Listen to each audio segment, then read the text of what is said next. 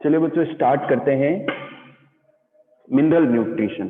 तो अपना next topic है ट्रांसफर और translocation of mineral ions. Transfer और ट्रांसलोकेशन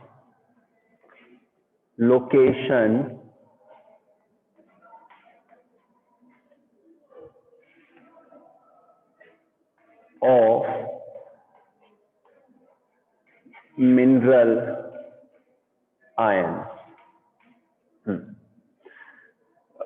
बच्चों ट्रांसफर और ट्रांसलोकेशन मतलब जो रूट के द्वारा जब मिनरल और वाटर एब्जॉर्ब हो जाते हैं और वो जाइलम तक चले जाते हैं, तो जाइलम से लेकर ऊपर तक जो सप्लाई है वाटर और मिनरल की, वो ट्रांसपीरेशन पुल की वजह से होती है। तो ट्रांसपीरेशन पुल जब लगता है तो एक खिंचाव, एक सक्शन लगता है, जिससे नीचे रूट से लेकर ऊपर तक पानी और मिनरल की सप्लाई हो जाती है। ठीक है बेटा, अब ये तो हो गई ये बात। अब अपन नेक्स्ट टॉपिक ले रहे हैं कि डिफरेंट टाइप के जो मिनरल हैं। अच्छा बच्चों, मैंने आपको बताया था कि जो मिनरल्स हैं वो उनको हम इसेंशियल एलिमेंट्स को हम 2 टाइप्स में डिवाइड करते हैं, मैक्रोन्यूट्रिएंट्स एंड माइक्रोन्यूट्रिएंट्स। ठीक है, तो मैक्रोन्यूट्रिएंट मैंने बता दिए थे। माइक्रोन्यूट्रिएंट में आप एक और ऐड कर लेंगे, कॉपर। कॉपर भी एक माइक्रोन्यूट्रिएंट है। ठीक है, यहाँ पर हम नेक्स्ट टॉपिक करने वाले हैं कि कौन कौन से जो मिनरल हैं अलग अलग, वो किस किस फॉर्म में एब्जॉर्ब होते हैं। डायरेक्ट मिनरल तो एब्जॉर्ब होता नहीं है, तो वो उनकी आयनिक फॉर्म में एब्जॉर्ब होता है।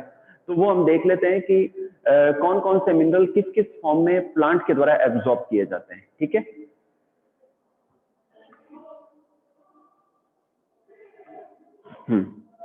तो इसमें सबसे पहले लेते हैं बच्चों nitrogen.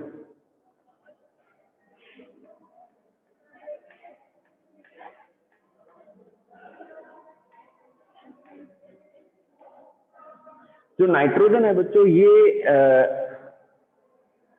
NO3 minus, NO2 minus, NH4 plus. ठीक है बेटा, जो नाइट्रोजन जो मिनरल है ये डायरेक्ट एब्जॉर्ब नहीं किया जाता प्लांट में। ये पहले सॉइल के अंदर अमोनिया के फॉर्म में कन्वर्ट होता है, अमोनियम आयन के फॉर्म में कन्वर्ट होता है, अमोनिया को एब्जॉर्ब कर लिया जाता है, या फिर जो अमोनिया है वो कन्वर्ट हो जाता है नाइट्राइट में, NO2 माइनस, और नाइट्राइट के फॉर्म में एब्जॉर्ब कर लिया जाता है, या जो नाइट्राइट है वो NO3 माइनस यानी कि नाइट्रेट के फॉर्म में कन्वर्ट हो जाता है और नाइट्रेट को एब्जॉर्ब कर लिया जाता है। तो nitrate, nitrite and ammonium ion के फॉर्म में जो है नाइट्रोजन को एब्जॉर्ब किया जाता है। ठीक है बेटा, नेक्स्ट लेते हैं हम सल्फर। सेकंड लेते हैं सल्फर। चलो बच्चों मैं लिख ही देता हूं इसमें पहले। सल्फर SO4 माइनस के फॉर्म में। थर्ड हम लेते हैं फॉस्फोरस,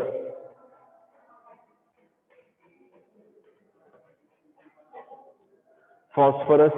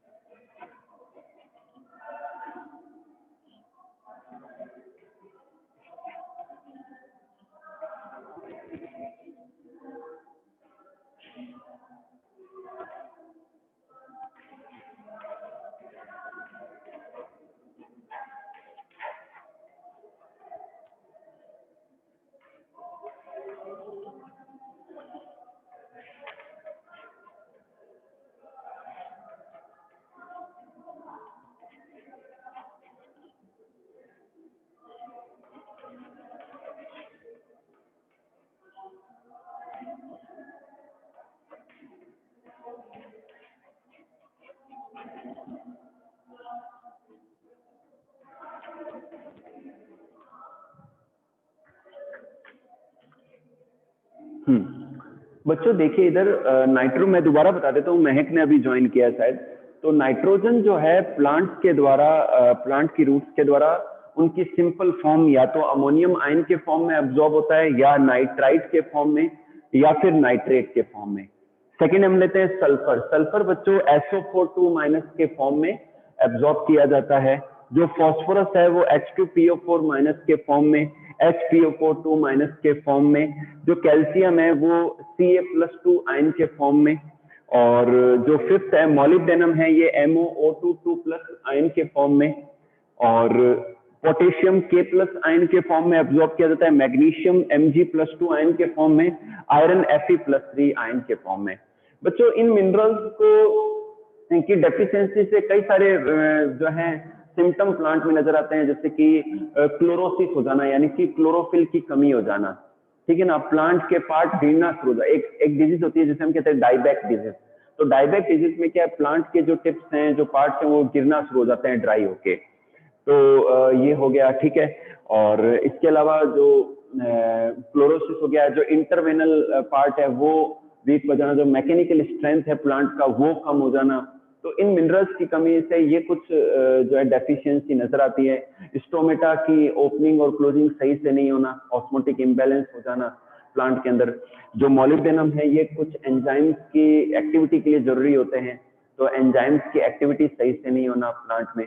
तो ये सब डेफिशिएंसी होने पर, ये सिम्टम या डेफिशिएंसी होने पर ये असर प्लांट में देखने को मिलते हैं। तो आप एक बार देख लीजिए इनको किन किन आयनिक फॉर्म में इनको एब्जॉर्ब किया जाता है।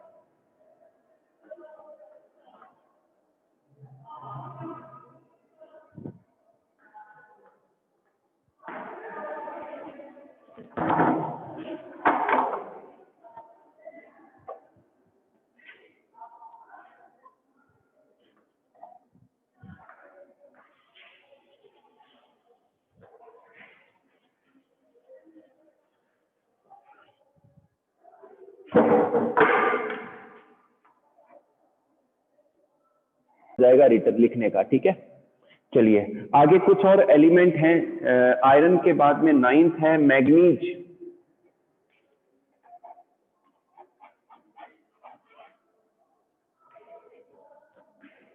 मैग्नीज जो मैग्नीज है वो Mn+2 के फॉर्म में। और फिर लेते हैं हम बोरोन।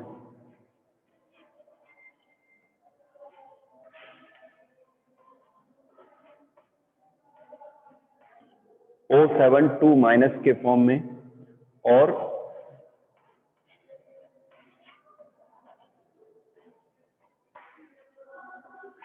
11th copper.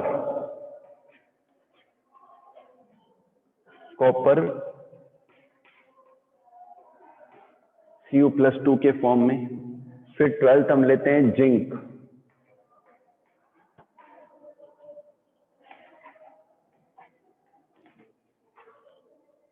थर्टीन हम लेते हैं क्लोरीन।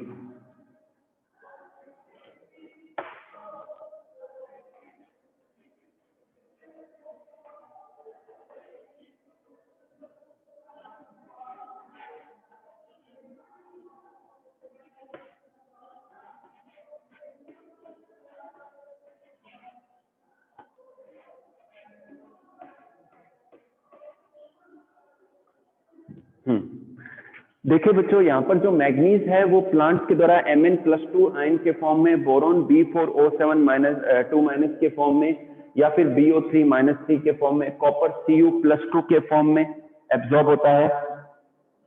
और जिंक जो है Zn+2 के फॉर्म में, क्लोरीन Cl- आयन के फॉर्म में, जो निकल है वो Ni+2 के फॉर्म में, पोटेशियम K+ के फॉर्म में, मैग्नीशियम Mg+2 आयन के फॉर्म में, आयरन Fe+3 के फॉर्म। आयरन मैंने बता ही दिया था, अच्छा ये पहले ही बता दिए थे। अच्छा बच्चों मैग्नीशियम आपको बता दूं, क्लोरोफिल की जो सेंट्रल पार्ट है उसमें मैग्नीशियम पाया जाता है। क्लोरोफिल की जो 4 फायरिंग रिंग है उनके सेंटर में मैग्नीशियम पाया जाता है। क्लियर हो गई बात आपके। तो बच्चों इस तरीके से ये जो मिनरल हैं अपनी आयनिक फॉर्म में प्लांट्स के द्वारा एब्जॉर्ब होते हैं और इनकी कमी से प्लांट में क्लोरोसिस हो जाता है, इंटरवेनल स्पेस कम हो जाता है, जो डाइबैक डिजीज हो जाती है, प्लांट के पार्ट गिरना शुरू हो जाते हैं, ठीक है, और ये सब इफेक्ट देखने को मिलते हैं, ठीक है। अब बच्चों मैं एक और टॉपिक बताने वाला हूं कि जो कार्बन, हाइड्रोजन, ऑक्सीजन और नाइट्रोजन, ये बहुत ही इंपॉर्टेंट और इसेंशियल एलिमेंट है, क्योंकि जितने भी बायोमोलिक्यूल हैं वो मेनली इन्हीं से ही बने होते हैं, चाहे वो प्रोटीन हो, चाहे वो कार्बोहाइड्रेट हो, चाहे वो नाइट्रोजन बेसेस हो, तो वो सब इनसे ही बनते हैं। क्लियर होगी बात आपके? इसके अलावा बच्चों जनरली सॉइल के अंदर एक तो नाइट्रोजन नहीं पाया जाता, एक फॉस्फोरस नहीं पाया जाता और पोटेशियम नहीं पाया जाता। नाइट्रोजन, फास्फोरस और पोटेशियम सॉइल के अंदर जनरली नहीं पाए जाते, तो इनको या तो एटमॉस्फेयर के जो बैक्टीरिया हैं सॉइल के, वो उनको कन्वर्ट करते हैं सॉइल के अंदर, फिक्स कर देते हैं, जिससे प्लांट को अवेलेबल हो जाते हैं, या फिर जो फर्टिलाइजर्स हैं जिनके अंदर नाइट्रोजन, फास्फोरस और पोटेशियम होता है, वो बनाए जाते हैं आर्टिफिशियली, और वो फर्टिलाइजर्स फिर जो फार्म की सॉइल है उसमें ऐड की जाती है, मिक्स की जाती है, और उन्हें फिर वो प्लांट, फिर वो जो प्लांट है वो उनको एब्जॉर्ब कर लेता है। क्लियर होगी बात आपके? तो ऐसे फर्टिलाइजर्स को हम क्या कहते हैं? एनपीके फर्टिलाइजर्स कहते हैं। क्या कहते हैं? NPK fertilisers. एनपीके का मतलब हो गया nitrogen, phosphorus and potassium. Clear हो गई बात आपके? तो ये है। अब हम लेते हैं नाइट्रोजन मेटाबॉलिज्म, नेक्स्ट जो टॉपिक है।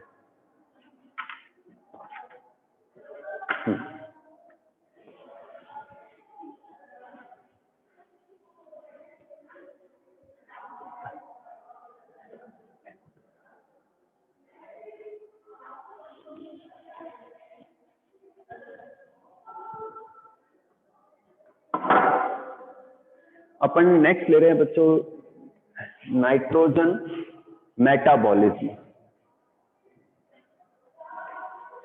नाइट्रोजन मेटाबॉलिज्म, तो इसमें बच्चों फर्स्ट ले लेते हैं हम बायोलॉजिकल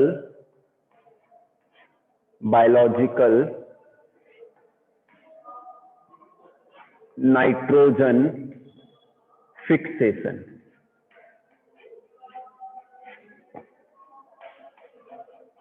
बायोलॉजिकल नाइट्रोजन फिक्सेशन।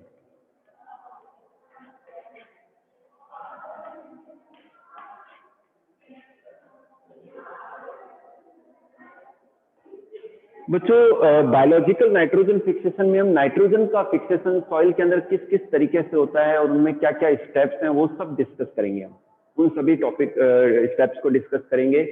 मैं पहले नाइट्रोजन साइकिल बना रहा हूं, आप उनको अच्छे से समझिए, एनसीईआरटी बुक में भी दे रखा है वो। बायोलॉजिकल नाइट्रोजन फिक्सेशन या diazotrophy, biological nitrogen fixation या इसे डाई एजोट्रॉफी भी कहते हैं, diazotrophy, biological nitrogen fixation, और this is also called diazotrophy. इसमें जो नाइट्रोजन है ये कन्वर्ट हो जाता है अमोनिया में। नाइट्रोजन किसमें होता है? अमोनिया या अमोनियम आयन में कन्वर्ट होता है, तो इसे हम बायोलॉजिकल नाइट्रोजन फिक्सेशन कहते हैं। और इसके लिए कई सारे बैक्टीरिया और वगैरह रेस्पॉन्सिबल हैं जो हम डिस्कस करेंगे आगे। तो बच्चों मैं पहले नाइट्रोजन साइकिल बना देता हूं जिससे आपको थोड़ी पिक्चर क्लियर हो जाए। एटमॉस्फेरिक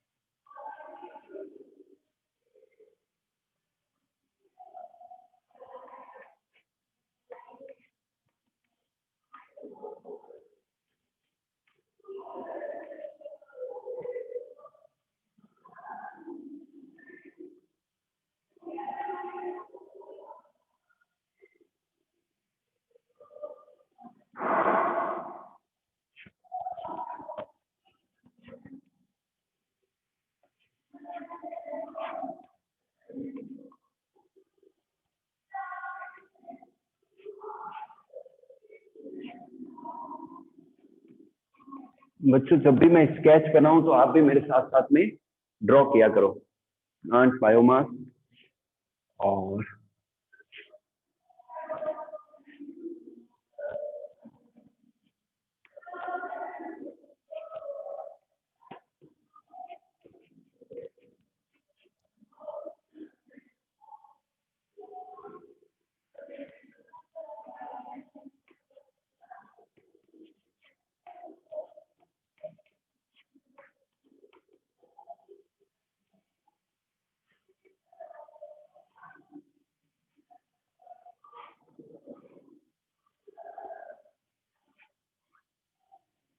ये देखिए बच्चों, ये स्केच है नाइट्रोजन नाइट्रोजन साइकिल का according to your NCERT book. आपकी एनसीईआरटी बुक के अकॉर्डिंग ये नाइट्रोजन साइकिल है। और नाइट्रोजन की जो कॉन्टिन्यूअस साइकिलिंग होती है नेचर के अंदर वो इस तरीके से होती है। तो इसको समझते हैं अपन। एटमोस्फेयर के अंदर बच्चों 78% नाइट्रोजन है जो कि डायरेक्टली प्लांट के द्वारा एब्जॉर्ब नहीं की जा सकती है। तो इसमें क्या होता है कि एटमोस्फेरिक नाइट्रोजन फिक्सेशन होता है, ठीक है। और इससे क्या बनता है, अमोनिया का फॉर्मेशन होता है। इससे क्या होता है, अमोनिया का फॉर्मेशन होता है। इसे हम कहते हैं अमोनिफिकेशन, ठीक है। सेकंड लेते हैं हम इंडस्ट्रियल। इंडस्ट्रीज के अंदर भी कुछ ऐसे प्रोसेस हैं जिसके अंदर नाइट्रोजन को कन्वर्ट किया जाता है अमोनिया में, जिसे हम डाई एजोट्रॉफी भी कहते हैं। नाइट्रोजन को अमोनिया में कन्वर्ट करना, this is also called diazotrophy, ठीक है। और बायोलॉजिकल नाइट्रोजन फिक्सेशन। यहाँ ये अमोनिया जो है, अच्छा, अमोनिया जो है ये कन्वर्ट होता है नाइट्राइट में। NO2 माइनस नाइट्राइट का फॉर्मूला है। तो अमोनिया जो है कन्वर्ट होता है नाइट्राइट में, किसके द्वारा, सॉइल में कुछ बैक्टीरिया बच्चों जिनका नाम है नाइट्रोसोमोनास। तो नाइट्रोसोमोनास बैक्टीरिया के द्वारा ammonia is converted into the nitrite. Clear होगी बात। और ये जो नाइट्राइट है ये कन्वर्ट होता है नाइट्रेट में, किसके द्वारा, नाइट्रोबैक्टर बैक्टीरिया के द्वारा। किसके द्वारा, नाइट्रोबैक्टर बैक्टीरिया के द्वारा। इसके अलावा डीनाइट्रिफिकेशन क्या है कि ये नाइट्रेट का काफी पार्ट तो प्लांट के द्वारा एब्जॉर्ब कर लिया जाता है, लेकिन कुछ पार्ट वापस एटमोस्फियर में चला जाता है। इसे हम क्या कहते हैं, डीनाइट्रिफिकेशन कहते हैं। क्या कहते हैं, डीनाइट्रिफिकेशन कहते हैं। क्लियर होगी बात। तो यहाँ एक तो थायोबैसिलस, डीनाइट्रिफिकेशन के लिए कौन से बैक्टीरिया रेस्पॉन्सिबल है, थायोबैसिलस। ध्यान से सुन लीजिए, कंपटीशन का क्वेश्चन है। डीनाइट्रिफिकेशन के लिए एक तो थायोबैसिलस और एक और बैक्टीरिया है जिसका नाम है शूडोमोनास। क्या नाम है, शूडोमोनास। पी साइलेंट है यहाँ पर। क्लियर होगी बात। Pseudomonas and Thiobacillus converts the nitrate, some of the nitrate into the atmospheric nitrogen. और अमोनिया को नाइट्राइट में नाइट्रोसोमोनास कन्वर्ट करता है और नाइट्राइट को नाइट्रेट में नाइट्रोबैक्टर कन्वर्ट करता है, ठीक है। और अब ये जो नाइट्रेट है ये प्लांट के द्वारा एब्जॉर्ब कर ली जाती है, ठीक है ना। तो अपन आगे डिस्कस करेंगे जो राइजोबियम बैक्टीरिया है जो कि सिम्बायोटिक बैक्टीरिया है, लेग्यूम प्लांट की नोड्यूल में पाए जाते हैं, उनका क्या रोल है वो भी अपन डिस्कस करेंगे। प्लांट अपटेक, नाइट्रेट को प्लांट एब्जॉर्ब करते हैं और ये प्लांट जब डेड हो जाते हैं, सॉरी, प्लांट अपटेक करके प्लांट के बायोमास में आ जाता है नाइट्रोजन। प्लांट को एनिमल खाते हैं तो एनिमल बायोमास में नाइट्रोजन आ जाता है। जब प्लांट और एनिमल दोनों डेड होते हैं, डिके होते हैं, तो वापस से अमोनिफिकेशन होता है और अमोनिया का फॉर्मेशन हो जाता है। तो इस बार इस तरीके से लगातार एक साइक्लिंग चलती रहती है नाइट्रोजन की। तो देख लीजिए, स्केच देख लीजिए आप।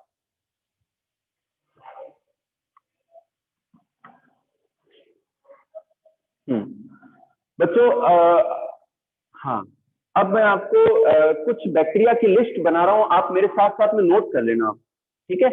तो कौन कौन से ऐसे बैक्टीरिया हैं जो इन्वॉल्व हैं नाइट्रोजन के फिक्सेशन में, ठीक है। इन बैक्टीरिया को हम डाई एजोट्रॉप्स कहते हैं। क्या कहते हैं, डाई एजोट्रॉप्स कहते हैं। तो सबसे पहले मैं लूंगा blue green algae, BGA, blue green algae. आप नोट कर लीजिए साथ साथ में अपनी बुक में या नोटबुक में। फ्री लिविंग कौन कौन से हैं जो रोल प्ले करते हैं नाइट्रोजन के फिक्सेशन में,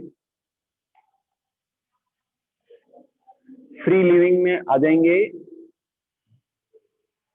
एक तो नॉस्टॉक, नॉस्टॉक, एनाबिना,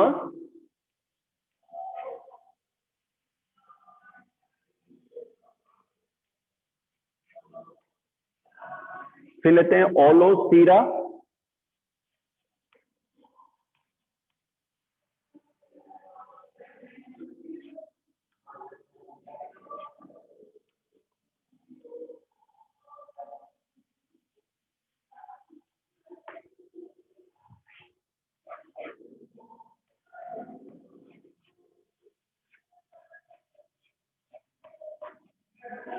ऑसिलेटोरिया।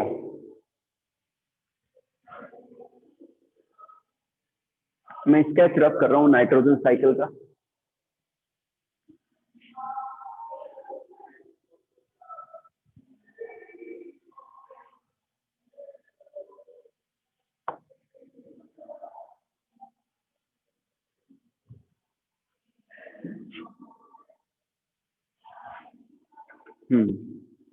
तो ब्लू ग्रीन एल्गी साइनोबैक्टीरिया को ही कहते हैं, और इनमें फ्री लिविंग जो सॉइल के अंदर फ्रीली पाए जाते हैं नाइट्रोजन को फिक्स करवाते हैं। इनके example Nostoc, Anabaena, Aulosira, Cylindrospermum and Oscillatoria. Oscillatoria. फिर ये तो हो गया फ्री लिविंग। अब बात करता हूं मैं ब्लू ग्रीन एल्गी में ही सिम्बायोटिक, जो रूट्स पर पाए जाते हैं। Symbiotic blue green algae, BGA, symbiotic blue green algae. इसमें बेटा एक तो है नॉस्टॉक, सेम ही है ये नॉस्टॉक, जैसे कि साइकस प्लांट के अंदर। साइकस प्लांट के अंदर जो ब्लू ग्रीन एल्गी है वो रूट्स के साथ में सिम्बायोटिक एसोसिएशन बनाती है। फिर लेते हैं एनाबिना, एनाबिना। फिर लेते हैं azolla, azolla and cycas, azolla and cycas. ठीक है बेटा, तो सिम्बायोटिक BGA में nostoc, Anabaena, azolla and cycas है। अब बात करते हैं बच्चों, नेक्स्ट लेते हैं हम बैक्टीरिया। बैक्टीरिया कौन से हैं ये आप नोट कर लीजिए बच्चों साथ साथ में। बैक्टीरिया कौन कौन से हैं जो नाइट्रोजन फिक्सेशन में अपना रोल प्ले करते हैं। बैक्टीरिया हैं, पहले हम ले लेते हैं फ्री लिविंग।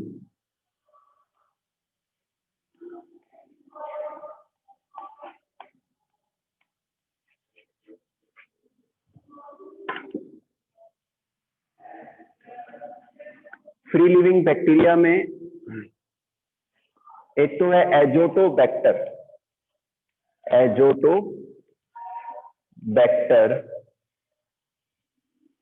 सेकंड लेते हैं हम बीजरनीकिया,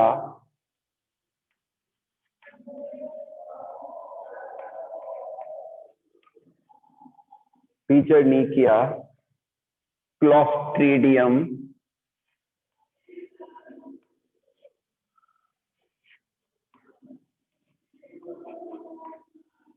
नेक्स्ट लेते हैं मिथेनोकोकस,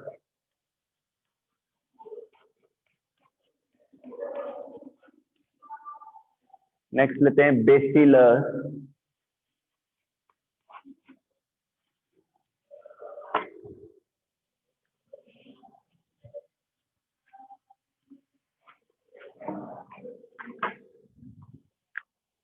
बेटा आप साथ साथ नोट करते जाओ। बेसिलस, फिर रोडोशूडोमोनास,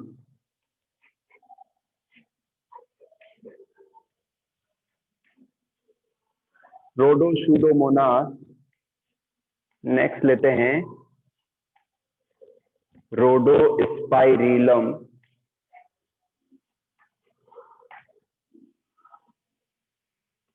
क्रोमेटियम।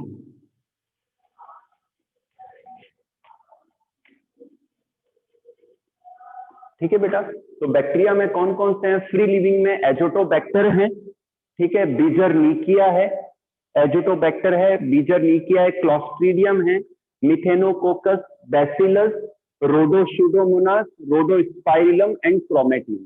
ठीक है, तो ये बैक्टीरिया आप नोट कर लीजिए। हाँ फटाफट से बच्चों, ये तो फ्री लिविंग हो गए। अब मैं सिम्बायोटिक बैक्टीरिया की लिस्ट लिखवा रहा हूं, जल्दी से नोट कीजिए। सिम्बायोटिक, जो प्लांट्स की, लेग्यूम प्लांट्स की रूट्स के ऊपर नोड्यूल बना के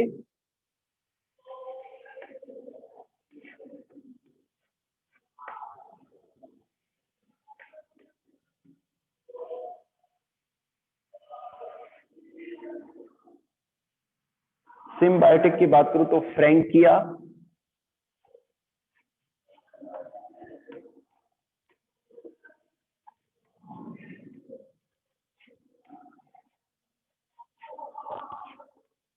रूट नोड्यूल के अंदर पाया जाता है, ठीक है। ये लेकिन नॉन लेग्यूम में पाया जाता है। फ्रैंकिया जो बैक्टीरिया है ये रूट नोड्यूल में इन नॉन लेग्यूम प्लांट में कि रूट नोड्यूल्स के अंदर ये पाया जाता है फ्रैंकिया बैक्टीरिया। जबकि जो लेग्यूम प्लांट है उनमें राइजोबियम बैक्टीरिया पाए जाते हैं। फिर लेते हैं एजोराइजोबियम, एजोराइजोबियम, एजोराइजोबियम, ब्रैडीराइजोबियम, ब्रैडीराइजोबियम,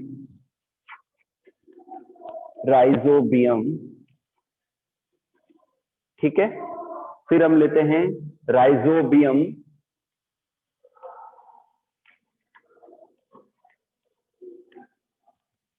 नेक्स्ट लेते हैं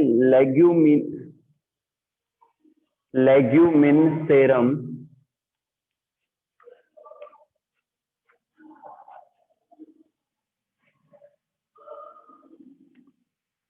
हाँ।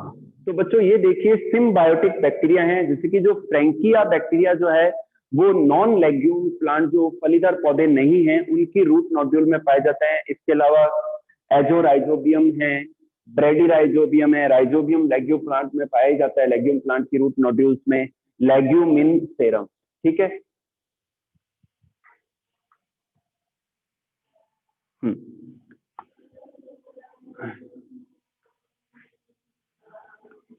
हाँ, एक और है बच्चों सिम्बायोसिस। कुछ बैक्टीरिया ऐसे हैं जो symbiosis without physical contact, symbiosis without मतलब कोई कांटेक्ट नहीं होता रूट्स के साथ में, विदाउट फिजिकल कांटेक्ट, वो कौन कौन से हैं?